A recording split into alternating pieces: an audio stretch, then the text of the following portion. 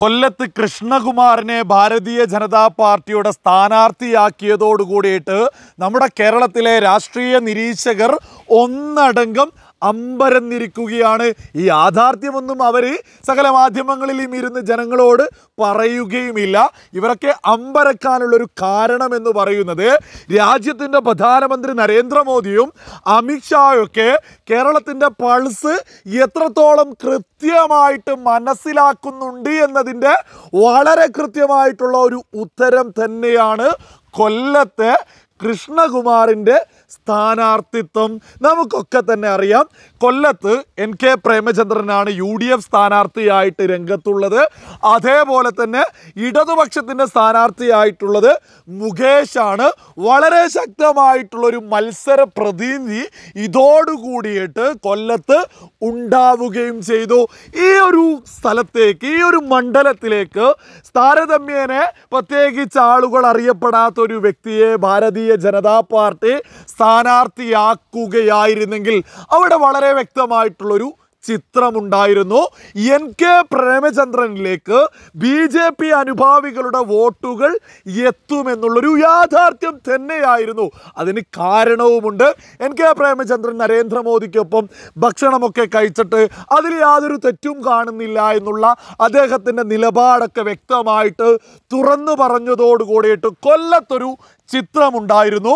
ഭാരതീയ ജനതാ പാർട്ടിക്ക് ശക്തനായിട്ടുള്ളൊരു സ്ഥാനാർത്ഥി എത്തിയിട്ടില്ല എങ്കിൽ NK പ്രേമചന്ദ്രന് ഭാരതീയ ജനതാ പാർട്ടിയുടെ കുറച്ചെങ്കിലും അനുഭാവികളുടെ വോട്ട് കിട്ടുമെന്നുള്ളൊരു യാഥാർത്ഥ്യം ഇത് കേരളത്തിലെ മറ്റാരും മനസ്സിലാക്കുന്നതിന് മുമ്പായിട്ട് തന്നെ കേന്ദ്ര നേതൃത്വം വ്യക്തമായിട്ട് തിരിച്ചറിഞ്ഞുകൊണ്ട് അവിടേക്ക് കൃഷ്ണകുമാറിനെ തന്നെ അങ്ങ് പ്ലേസ് ചെയ്തിരിക്കുകയാണ്.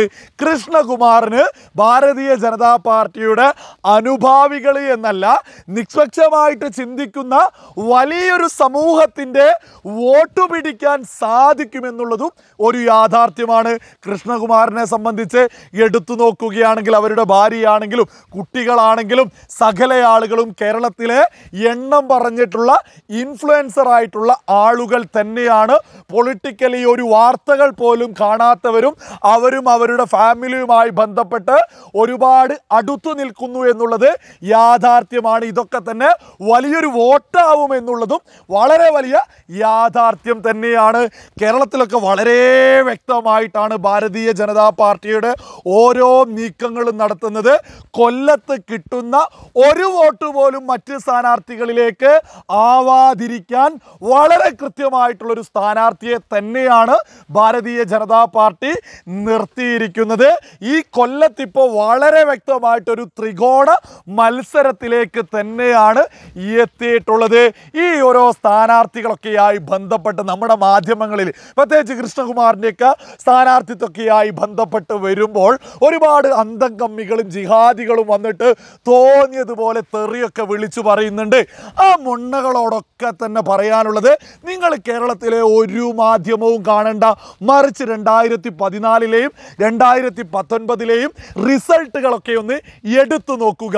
2014-നേക്കാൾ ഒരു മടങ്ങ്, അതായത് അതിൻ്റെ ഡബിളായിക്കൊണ്ടാണ് 2019 ഭാരതീയ ജനതാ പാർട്ടി എത്തി നിൽക്കുന്നത്. ഇതുപോലെ വളർച്ച നടക്കുന്ന ഒരു പാർട്ടി കേരളത്തിൽ മറ്റൊന്നില്ല എന്നുള്ളതാണ് വളരെ വലിയ യാഥാർത്ഥ്യം. കൊല്ലത്തും വളരെ വലിയ വളർച്ച തന്നെ ഉണ്ടാവും. ഒരു വോട്ട് പോലും മറ്റ് സ്ഥാനാർത്ഥികളിലേക്ക് പോവാതിരിക്കാനുള്ള വളരെ കൃത്യമായിട്ടുള്ളൊരു നീക്കം തന്നെയാണ് കൃഷ്ണകുമാറിൻ്റെ സ്ഥാനാർത്ഥിത്വം. ഇതൊക്കെ കേരളത്തിലെ രാഷ്ട്രീയ നിരീക്ഷകരൊക്കെ തന്നെ തിരിച്ചറിഞ്ഞിട്ടുണ്ട്. പക്ഷെ അവരൊന്നും മാധ്യമങ്ങളിൽ ഇരുന്ന് ഈ യാഥാർത്ഥ്യം വിളിച്ചു പറയില്ല. പറഞ്ഞാൽ വീണ്ടും ജനങ്ങൾ രാജ്യത്തിൻ്റെ പ്രധാനമന്ത്രി നരേന്ദ്രമോദിയിലേക്ക് അടുക്കുമെന്നുള്ളൊരു യാഥാർത്ഥ്യമുണ്ട്.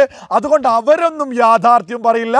പക്ഷെ നമ്മൾ ഇതുപോലെയുള്ള യാഥാർത്ഥ്യങ്ങൾ തുറന്നു പറഞ്ഞുകൊണ്ടേ ഇരിക്കും.